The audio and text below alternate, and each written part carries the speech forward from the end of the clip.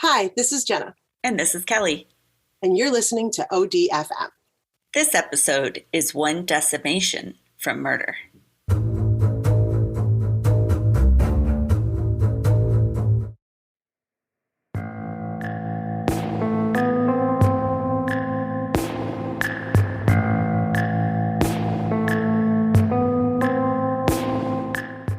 So this What's story is this about Helle Crafts.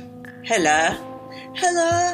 I'm like, that's a sweet name. She's Danish, so Helle. Oh, her name is Hella. Okay, I'm like Helle. like hella good. Like what? Yeah, she's hella good. Helle. Hella. So she was an only child born in Denmark in 1947. She spent her childhood in a small village north of Denmark. So Helle was a vibrant, outgoing child who enjoyed school. Well, maybe it was different in Denmark. Maybe it was fun. She enjoyed school, and with her happy disposition, she made friends easily. That's always helpful. She continued to be well-liked as an adult, and she had a natural ability to learn languages quickly.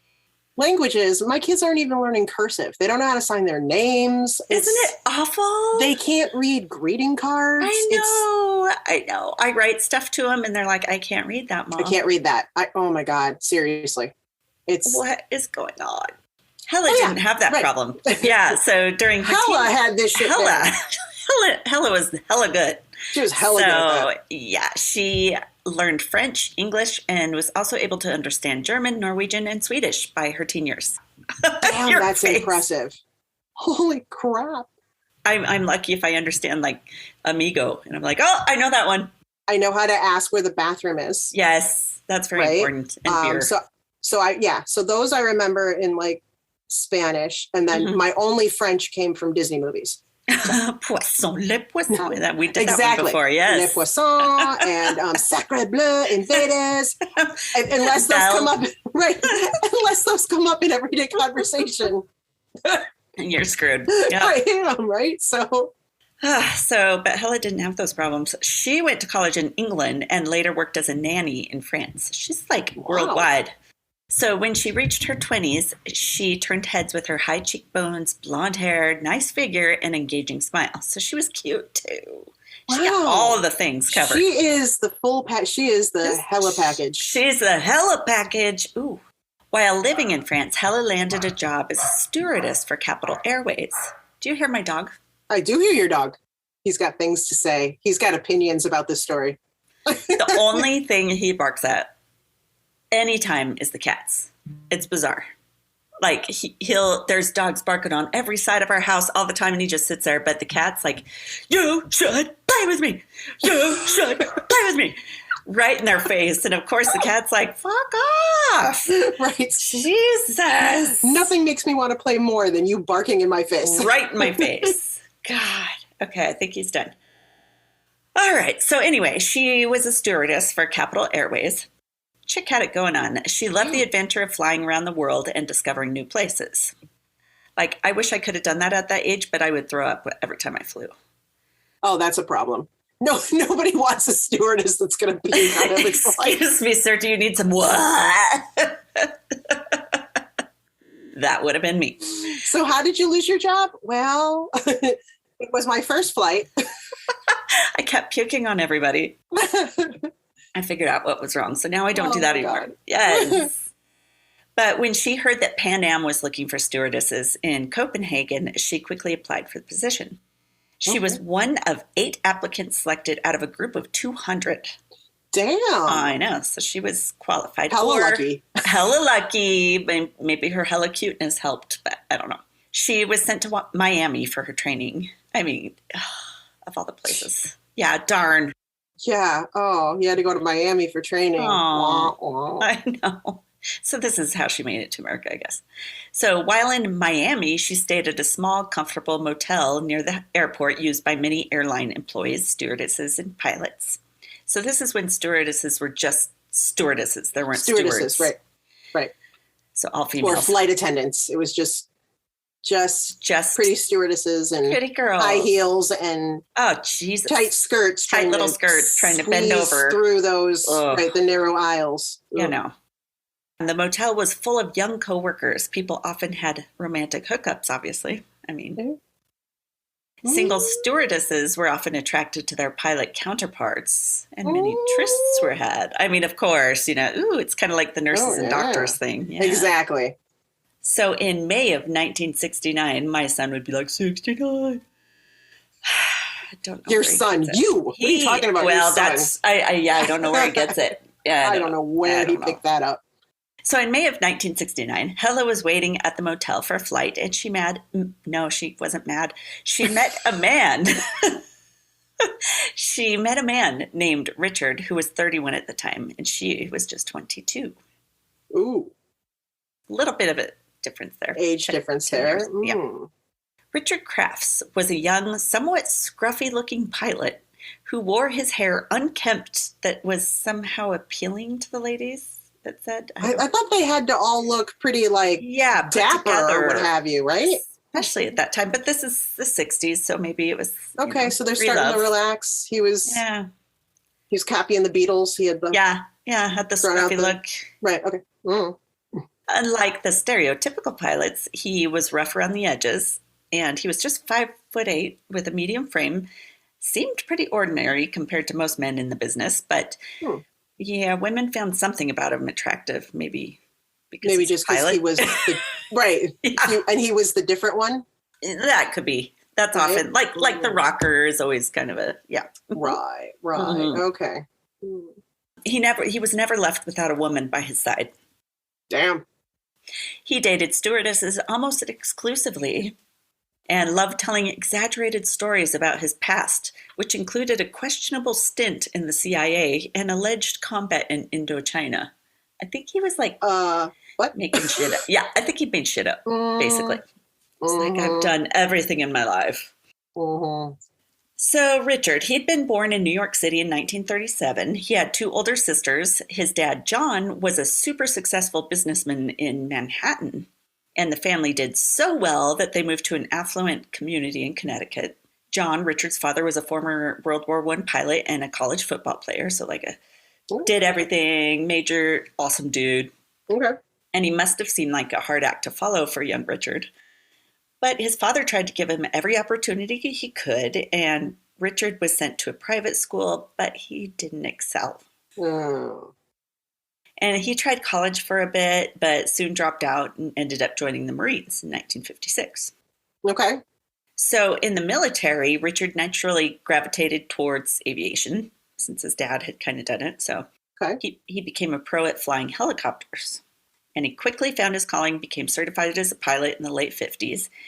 As a pilot, he never struggled to find work, because they're always looking for pilots. Oh, good. So he began making a comfortable living, all on his own merit without having to rely on his dad. Good for him.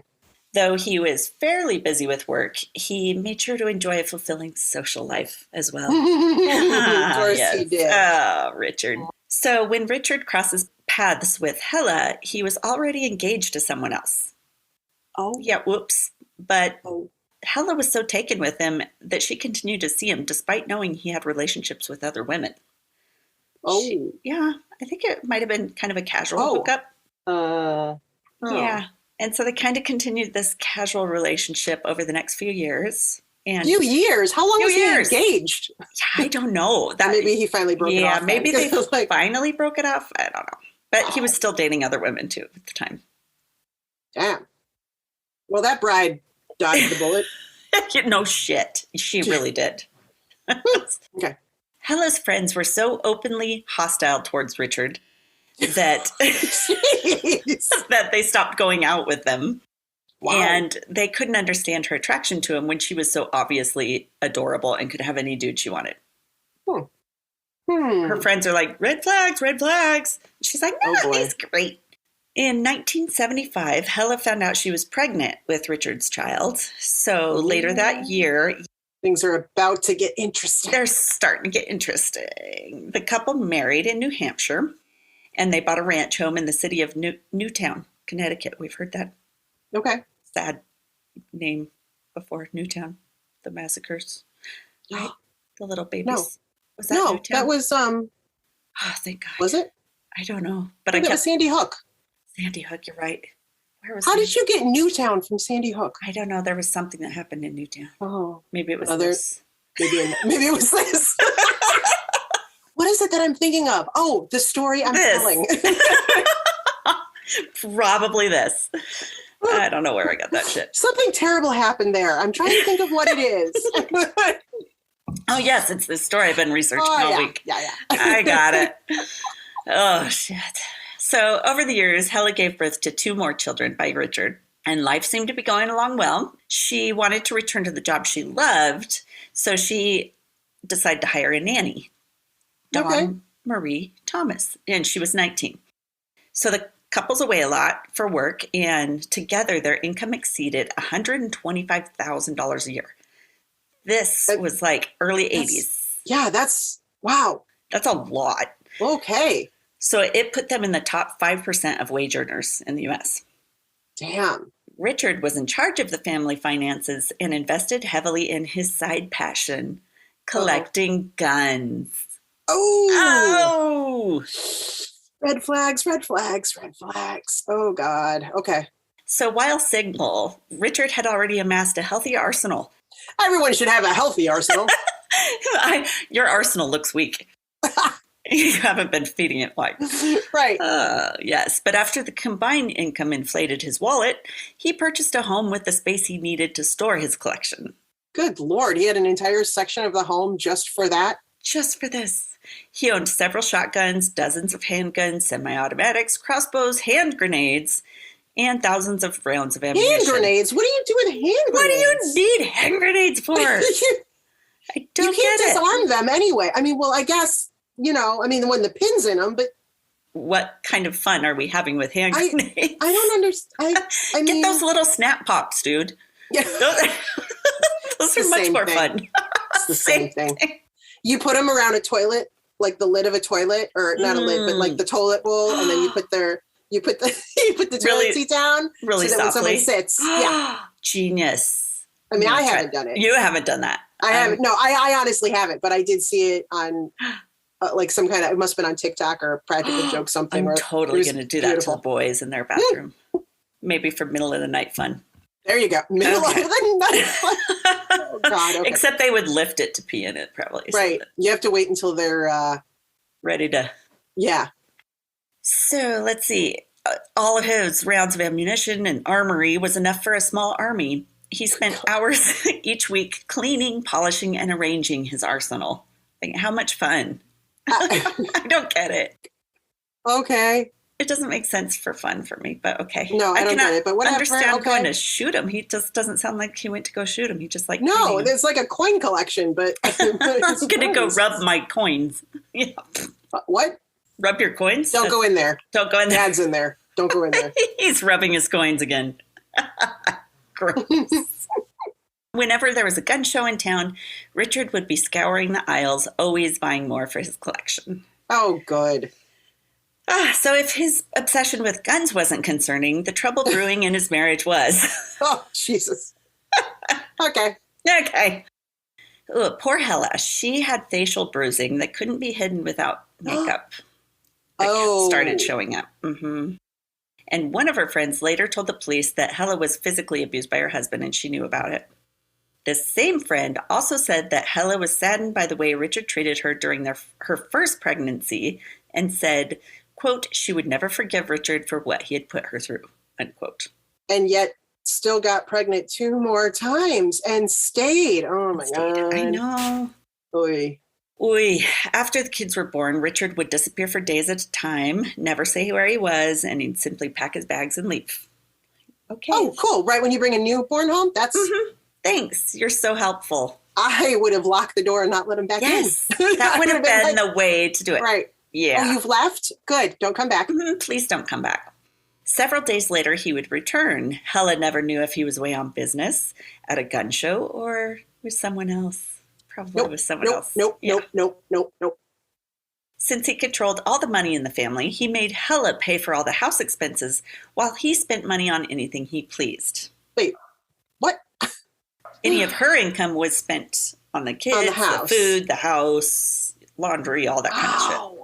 Probably the babysitter. Wow. He liked to spend his money on a variety of landscaping equipment, tractors, mowers, and a $25,000 backhoe, which he never used. What? So now he collects lawn equipment too? That one I've never heard. I don't agree with the gun collecting, but I know people who do it, or that people do it. I have never heard of people who collect lawn equipment. No. And let me show you my display of hose. That's a whole different kind of equipment. Oh, sorry. That's downtown equipment. So his front yard was a mishmash of rusting, broken machines and considered an eyesore by his neighbors. Like, he never used them. He just bought them and would put them outside. What the hell? I don't know. I don't get it. He's a redneck in Connecticut? What? I guess. He's like a hoarder of They're up on blocks. Shit. Yeah. They're on blocks. Rusting away. Someday I'm going to fix this. Oh, my God. So it always seemed from the outside that their house either needed work or was always in the state of repairs, getting How long is this done. Rebuild going to take? Like, you guys have been remodeling for like 6 years straight now. Oh, no, that's Richard's collection. Yeah, no. Oh, my God. But in 1982, despite his work as a pilot and the mess at his house, Richard became an auxiliary police officer in Newtown. He wasn't paid for his time, but he enjoyed the feeling of power and authority the position put him in. What? So it doesn't make any sense. I don't know. He would often hang out at the police station, even when he wasn't on duty, and sometimes responded to police calls without authorization. What? You can't do that? No. He's like, yes, I'm powerful. So, and this is even better. In 1986, he was hired as a policeman in the nearby town of Southbury. He made $7 an hour. So, I mean, he actually got the job this time. He's not just volunteering. But he took his new job almost obsessively seriously. He bought a Ford Crown Victoria, the same type of car the Connecticut State Police use. He outfitted it with his own money with radios, antennas, police lights, and a siren. So he made himself a fake police car. Oh my God, he is a big dork. He's a total doofus. Oh my, he's like Paul Blart Mall Cop or whatever. Cop, yes. Right? Where he goes like, like you're taking this way too seriously, man. Dude, like just chill out. Or at the beginning of 21 Jump Street, the movie, where they're like taking the guys down, but they hop on bikes. Yes. Yes, that's this guy. He's super into it. That's what I'm picturing. Oh my God. And during all of this time, from the beginning of his marriage right up until 1986, Richard continued to see other women. How? He obviously wasn't picking them up while he was playing macho pretend cop. I don't know. That is a huge turn off. It's really gross. Yeah. Working the mall again, baby. I want to come by on my shift. And why, when he has this super well-paying job as a pilot? Right? But I guess he wanted that. He wanted to be able to carry a gun all the time, maybe. Oh, my God. Okay. So Helle apparently was unaware. No, she was aware of his indiscretions, but tolerated it, perhaps because of the kids or maybe to keep up appearances, although with their house looking like a junkyard, I don't know what kind of appearances she's trying to keep up. But Helle was not happy in the marriage, and she openly spoke about divorce with her friends. Okay, not surprised. Not surprised. Finally, in the summer of 1986, she hired a divorce attorney. And later, that divorce attorney suggested, you might want to get an investigator, private PI, to kind of research what Richard's been up to. Ooh. So she did. And not a bad idea. Not a bad idea. So the PI's name was Keith Mayo, yes, who was a former Connecticut cop. And he was going to dig up dirt on Richard. Ooh. So Mayo followed Richard to New Jersey. He was a real one, right? He was a real one. Okay, cool. Yeah. Just checking. He wasn't auxiliary or whatever they called right. it. So Mayo followed Richard to New Jersey and snapped photos of him making out with another flight attendant outside her home. At least he didn't waver from exclusively dating flight attendants. Yeah, he still had a good amount of flight attendants that he could pick through. So Helle soon began divorce proceedings against her husband. Good for her. On November 18th of 1986, a friend dropped Helle off at the house she shared with Richard. She had just returned from a long flight from Germany. That night, an angry snowstorm hit the area, like a big bad one. The next morning, Richard said he's taking Helle and their kids to his sister's house in Westport. But when they showed up, Helle wasn't with the family.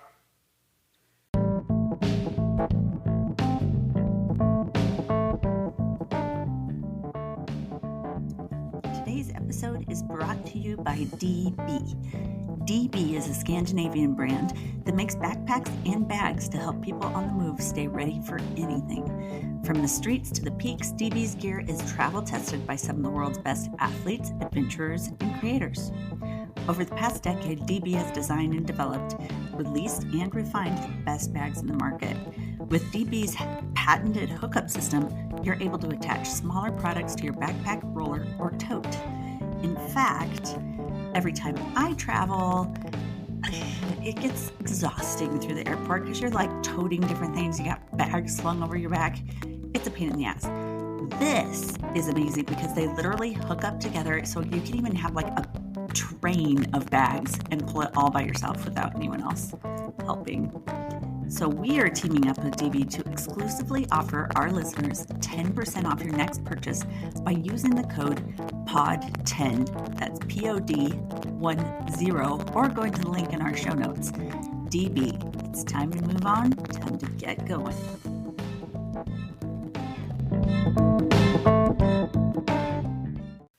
So on the night of November 18th, 1986, an unusually severe winter storm hit central Connecticut. My dog is barking again. He doesn't like the storm.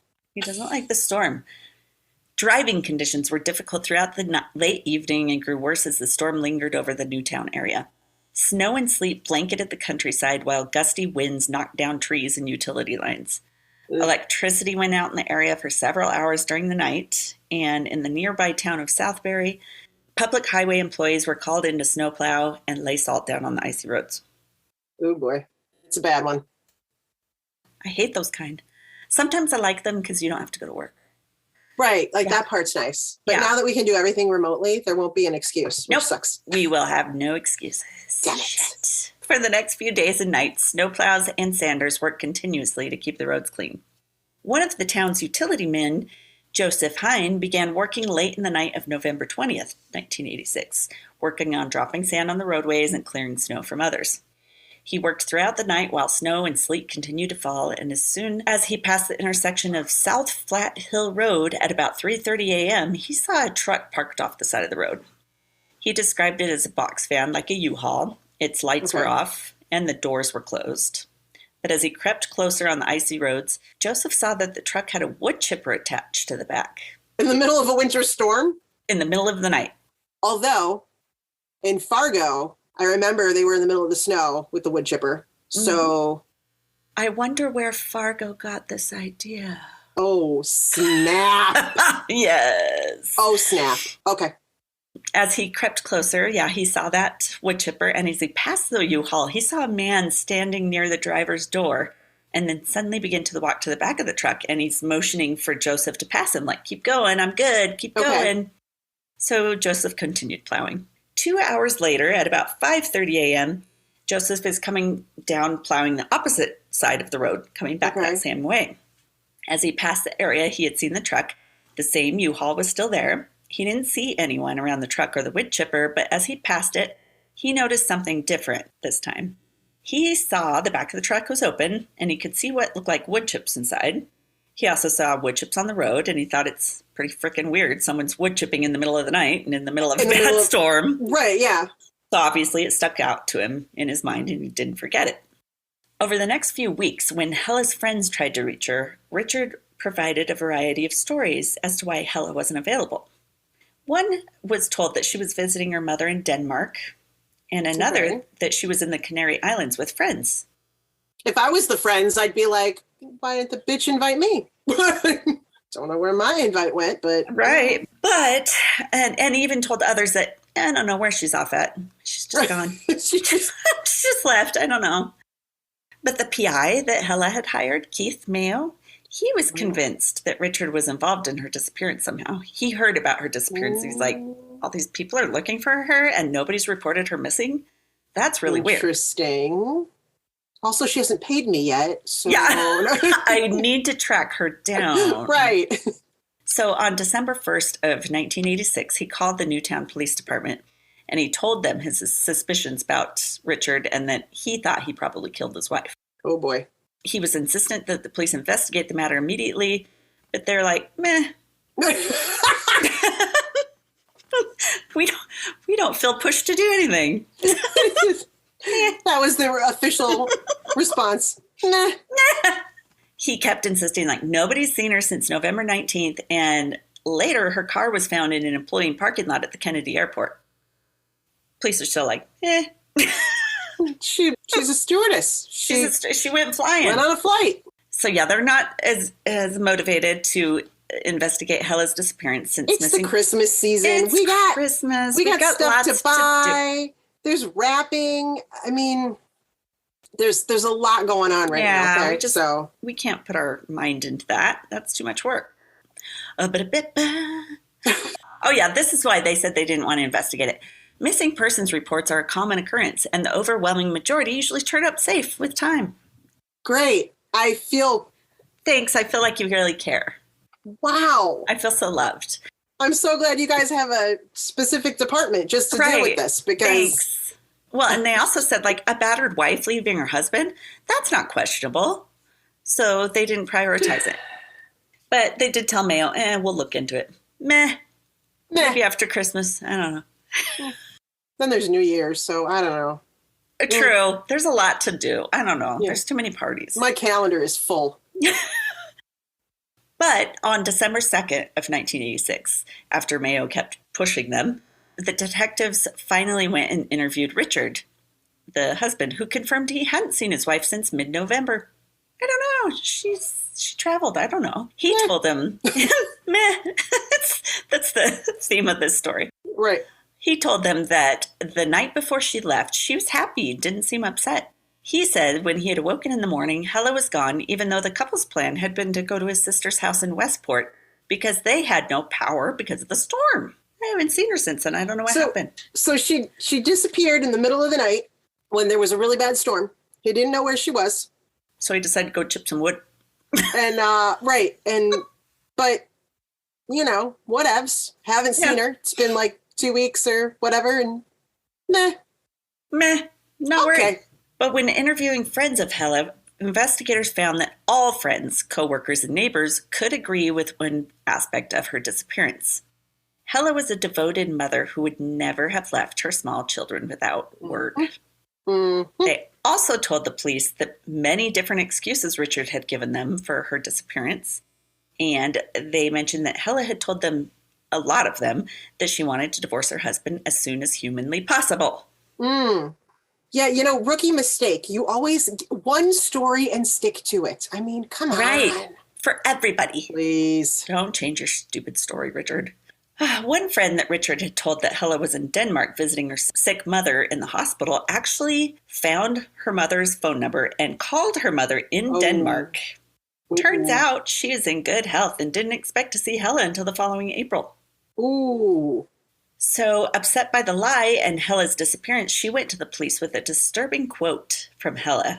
In early November, Helle had told this friend, "If anything happens to me, don't assume it was an accident." Whenever somebody says that, I have never heard a report of somebody saying that who did not then go missing. I know, right? She knew something was happening. So when Dawn Thomas, the couple's nanny, was interviewed, she told them that on the morning of November 19th, Richard had awakened her early and said that Helle was driving to his sister's house in Westport, and they would all meet her there later. So Dawn thought that was weird because the bad storm had hit during the middle of the night. Yeah. Oh, so she's just going to go by herself in the car early. Okay, visibility is terrible, but right, that's normal. So Richard woke up his kids at about 6:30, loaded them in the car with Dawn, and drove them all to his sister's house. So he dropped them all off and left pretty darn quickly. He's like, I'm out. Well, I got to go find Mom because she left here by herself hours ago and didn't make it. Here. Yeah, and those Helle supposedly left before them, she didn't arrive at his sister's house. It's really odd. Yeah. And Richard didn't even come back to his sister's house until about 7 p.m. that night. He was gone a long time. Wow. Later, when Dawn asked Richard where Helle was, he simply said, yeah, I don't know. Meh. What? Why bother even making excuses if you're just going to go, nah? Like, what? The next day, when Dawn asked the same question again, he told her that, oh yeah, Helle left for Denmark to care for her sick mom. Must have forgotten. In the middle of the storm. Because flights were taking off. Oh, absolutely. So when they got back to the couple's house, Dawn noticed pieces of carpet in the master bedroom were cut out. Oh, that's normal. Weird. What happened? And she asked him what happened. He's like, oh, I spilled kerosene on it. It needed to be replaced, so I cut it out. Why? I assume he's saying the kerosene because he said that the power went out at their house. Oh, okay. So maybe emergency lighting. Okay. Use a lamp. But so he just cut chunks of carpet out? He cut chunks of carpet out, yeah. Because that doesn't look weird at all. It would have been more like, oh, at the last minute we decided to replace the carpeting in the bedroom. In the middle of a storm. Right. Okay. It just, there's no excuse. That makes sense. So with all this new info, investigators were now interested in trying to find Helle. They're like, oh, wait a minute. Maybe there is something here. The office Christmas party was over. So they're like, all right, we got time. All right, we have time. So they asked Richard to take a lie detector test. And he did. He took the test on December 4th and passed it. Because he's psychotic. That's what I would say. So Newtown investigators are like, that's good.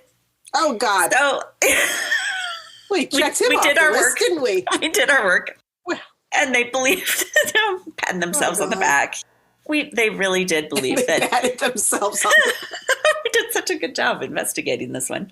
But they felt that Richard was genuine and didn't know where his wife was. So, but also keep in mind, these were officers that he had worked with. Right. The case was then passed on to the state police. There we go. Yes, thank goodness, because they're like, we did such a good job. You guys should look at this. Mm-hmm. So despite his passing the lie detector test, the state police felt there was something odd about a pilot who enjoyed playing a part-time cop and who rode around in a fake police car. There's something wrong. Really? We're going to look into this weirdo. So they carefully listened to Helle's friends, who constantly called to know what was being done to find her. They were concerned Richard never did call. Weird.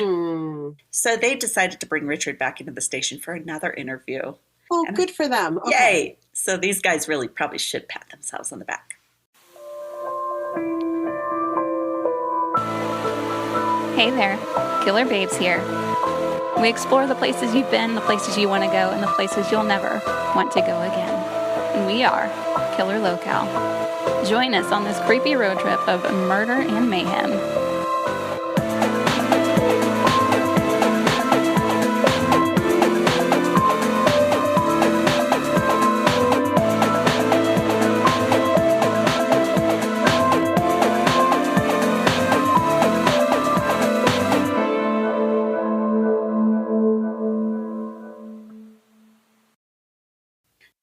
So on December 11th, Richard was working his police job on the night shift. He's still doing that part-time.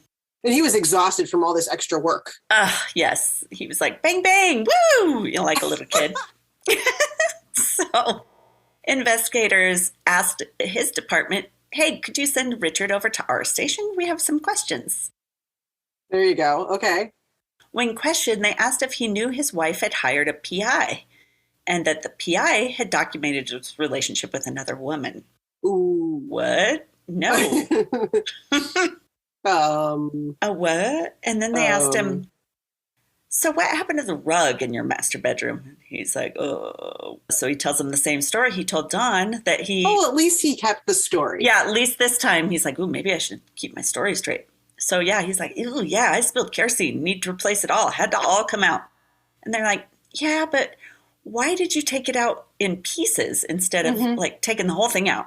And he's like, oh, it cut it out 2 feet at a time because it's way easier to carry out that way. I would have think that was a lot more trips outside. I don't know. Right? That sounds harder to me. Okay. When asked what he did with it, he's like, oh, yeah, I dumped it in a landfill a week earlier. But it seemed like whatever questions they shot at him, he always seemed to have an answer right away. He was on it. And he was never caught in all-out lies, but more of something like half-truths. Ah. So he didn't seem like a man whose wife had vanished when he was in there, but rather completely carefree. I don't have any cares in the world. So they became more convinced than ever that Richard had something to do with her disappearance. But without a body, they couldn't be sure. So Keith Mayo, the PI, he wasn't satisfied of washing his hands of the case after handing off to the officials, seeing that they're like, meh. So good for him. So he decided to keep looking into the matter. He met with friends and attorneys getting advice and opinions on the case, and he decided to find evidence himself. So when he learned about the rug that Richard had tossed out at the dump, he went to search for the pieces.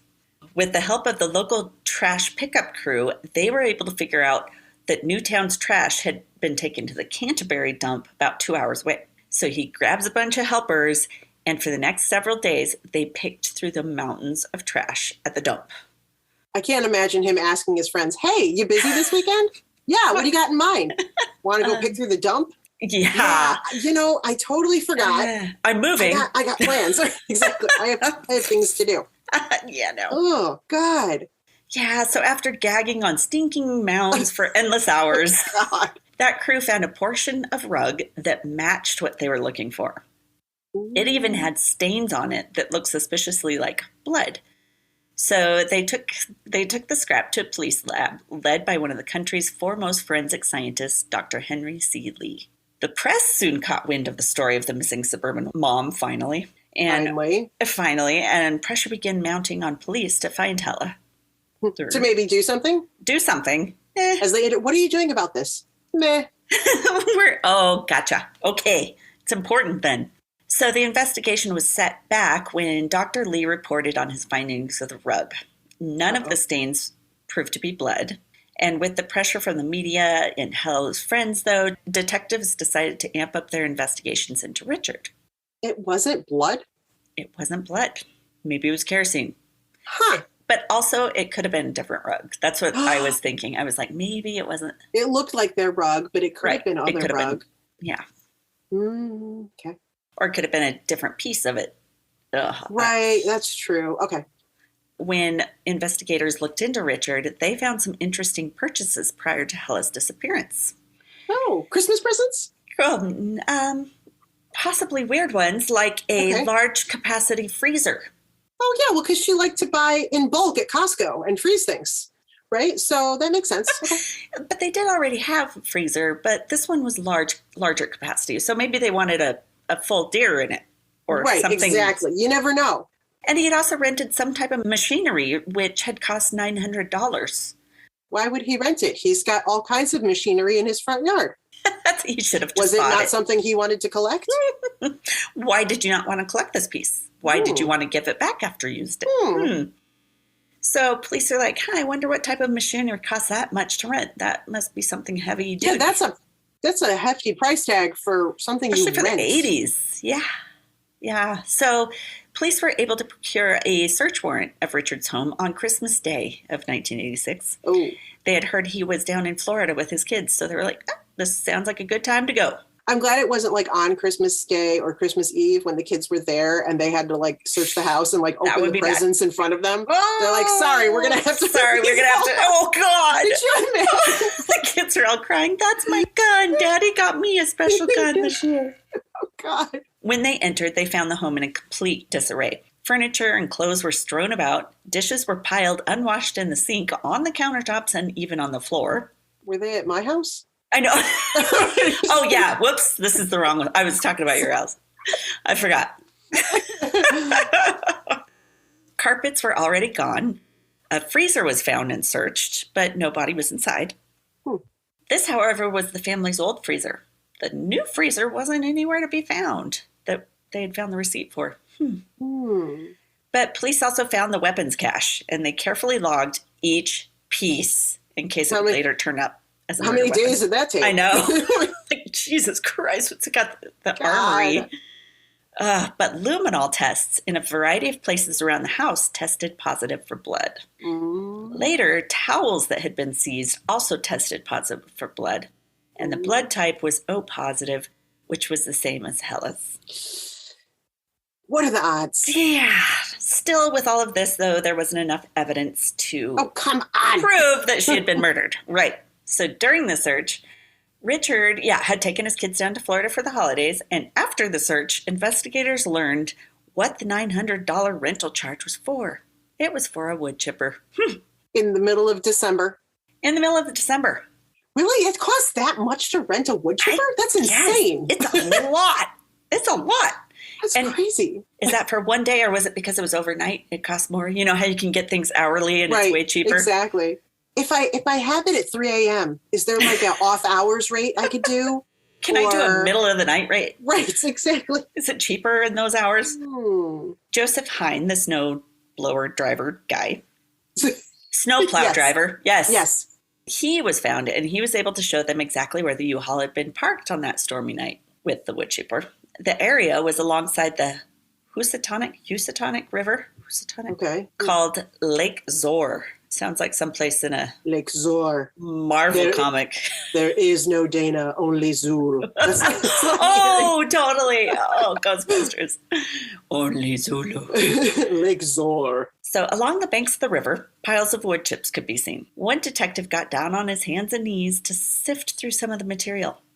Some of the scraps were pieces of paper, some mail, and through a little scrap of plastic, an envelope window, he could plainly read a name, Miss Helle Crafts. So it's like an envelope scrap. He's like, what the hell? Right, okay. But within an hour, a team descended on the scene because they were like, okay, there's something here. Every inch was scoured for evidence.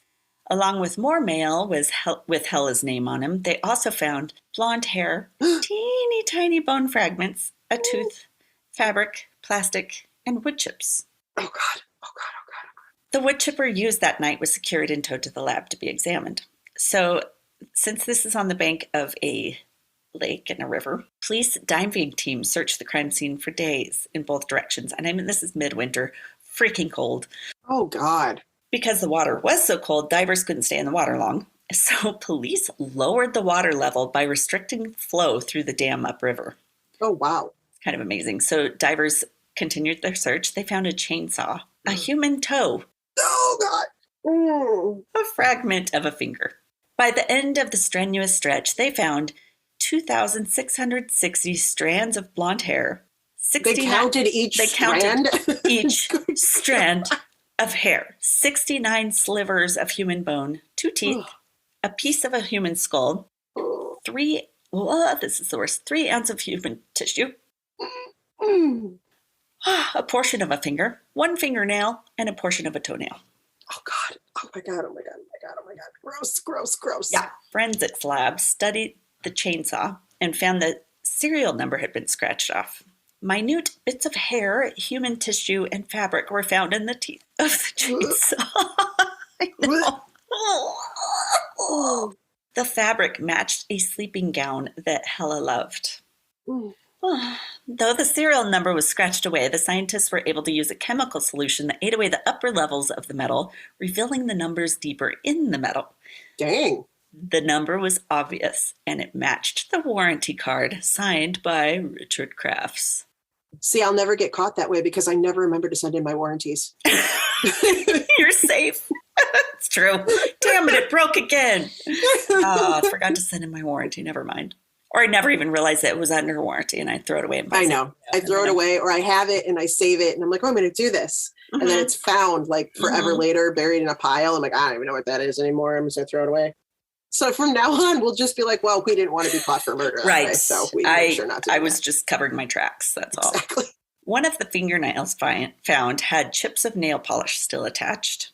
And scientists ran tests against a bottle of polish found at the Crafts home. Holy crap. I know, they went through a lot. That is some serious polish. If it can survive a wood chipper. I mean, she had some really good ass polish. I need to know like this brand. Like OPI or something? I don't know what that was. The polish had the exact same chemical makeup as the one found on the nail. Ugh. These were great pieces of evidence, but it still couldn't prove that Helle was dead. Oh my God. She's just missing some fingers and toes. No big deal. No big deal, yeah. Oh, her and teeth. Oh, God. But the rest of her's out there somewhere. Somewhere. Yeah. She's just walking around without it. Right. Canary Islands. God. Like, yeah, I'm getting a tan. So detectives got a chipper nearly identical to the one Richard had rented, and they decided to run some tests. Oh, God. Oh, they actually showed some of these tests when I was watching a show about it. Ooh. They ran a pig through it. Since their skin and bones are similar to humans. Did they also put nail polish on it to see if it stayed on? They should have. I think they investigated this because they should have covered all their bases. I don't think they did. Honey, that. what did you do at work today? Well, I painted the nails on a pig, and then I put it through a wood chipper to see what went on. Of course, they have hooves, don't they? Right, I'd have to paint a hoof, I guess. Do that. Well, once they ran it through, the chipper produced a certain type of cut pattern on the debris that matched the pattern left on the bones found in the river. Whoa, they were able to examine the tiny pieces of bone, and the skull fragments were the most important forensically, proving that she couldn't be alive since the force of the cuts came from inside of the skull, not from the outside. And they were able to find also from the bone that they belonged to someone with type O blood, like Helle. The tooth that was found also matched Helle's dental records. I mean, the fact that they're comparing this to a someone. I mean, do they regularly find humans inside of the chipper? I mean, I know. Oh, let's hope not. I feel like this isn't far reaching, you know. This is like I'm pretty sure we know who it would have been, but okay. Right. So, since drops of Helle's blood was found in her bedroom, police believe she was bludgeoned at the foot of her bed during the night, perhaps when she was changing the sheets because she was bending over. They think Richard then carried her body to the basement where he placed the body into his new freezer. He tried to clean up the blood with towels he later washed, but it didn't remove the microscopic blood evidence. By that night, Helle's body was fully frozen. So they believe he chopped her body into pieces with the chainsaw, then returned those smaller body parts back to the freezer to refreeze them. Then left under the cover of night, took the parts wrapped in garbage bags because they found minute pieces of plastic in there, out to Lake Zor, where he ran them through the wood chipper. Police believe the mail found with Helle had been in her robe pocket, and that's how they were also in the debris, the chipper shit. There you go. In the chipper shit. When Joseph Hines had passed Richard on the road, police think the deed had already been done, and Richard was basically cleaning out the chipper with fresh wood to clean it. Oh, God. In the middle of a storm. In the middle of a storm in the middle of the night. So in November of 1989, Richard Crafts was found guilty of murder in a second trial. The first trial had resulted in a hung jury. How? Yeah. It was because of the absence of a body. Meh. What do you guys think? Guilty, not guilty? Meh. All right, that guy left. It was kind of like someone just didn't agree and then they just left. So they couldn't come to an agreement because that person wouldn't come back. His resulting conviction was Connecticut's very first murder conviction without a body. Oop. So they had a portion of it. They had little teeny pieces. I don't know that there was a body to find. Yes, and that's why I think he thought he could get away with it because there was no precedent for getting murder charges without a body before then. No body, no crime. But Richard was sentenced to 50 years in prison. And so get this, as of January of 2020, 82-year-old Richard was released to transitional housing for veterans in Bridgeport. No. He served a dramatically shorter sentence because of an old sentencing law known as statutory good time. The law, which has since been changed, thank God, allowed for large amounts of time to be taken off of a sentence as a reward for good behavior in jailhouse jobs. I knew you were going to say that. I knew you were going to say it. Oh, pisses me off. I know. It's ridiculous. In all, he spent 32 years behind bars.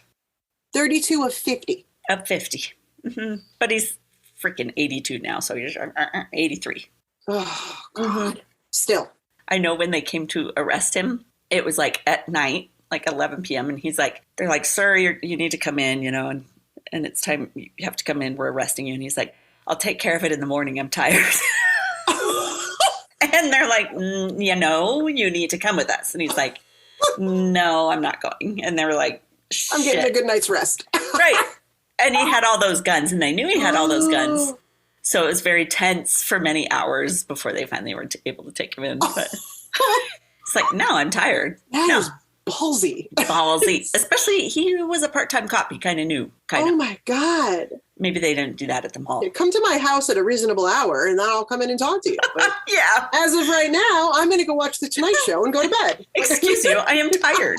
We don't do this at my mall cop job. Wow, exactly. We only do daytime hours. Wow, that's ballsy.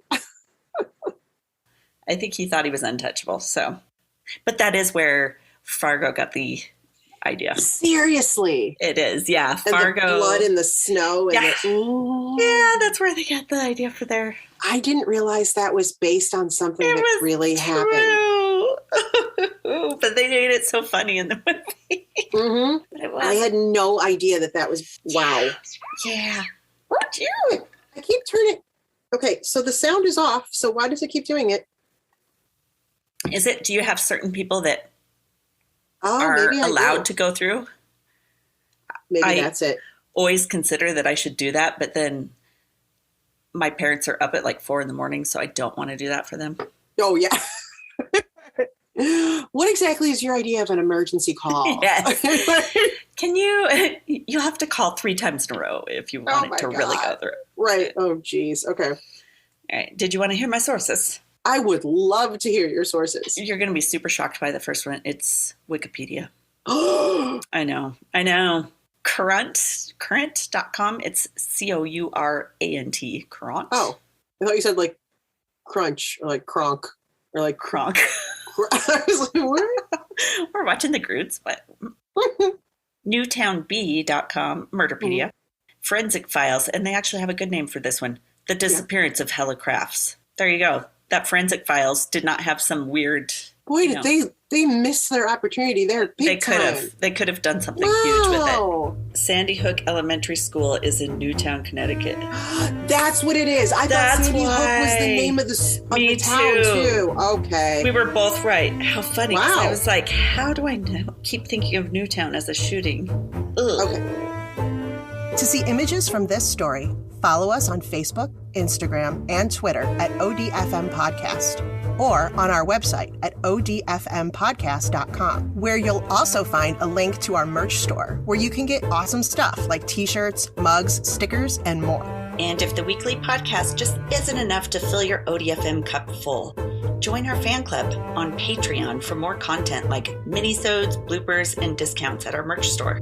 That site is patreon.com/ODFM podcast. And if you do love our bloopers and need more than we naturally do, which is a lot, buy us a glass of wine at buymeacoffee.com/ODFM podcast. Thanks for listening to another episode of ODFM, hosted by Kelly DeVries and Jenna Swanson. Production and editing by Kelly DeVries. Theme music by Eric Swanson. ODFM is a satirical true crime podcast for entertainment purposes only. The stories you hear are serious and true. The comments and opinions are not. We apologize if any of our content is harmful or disrespectful.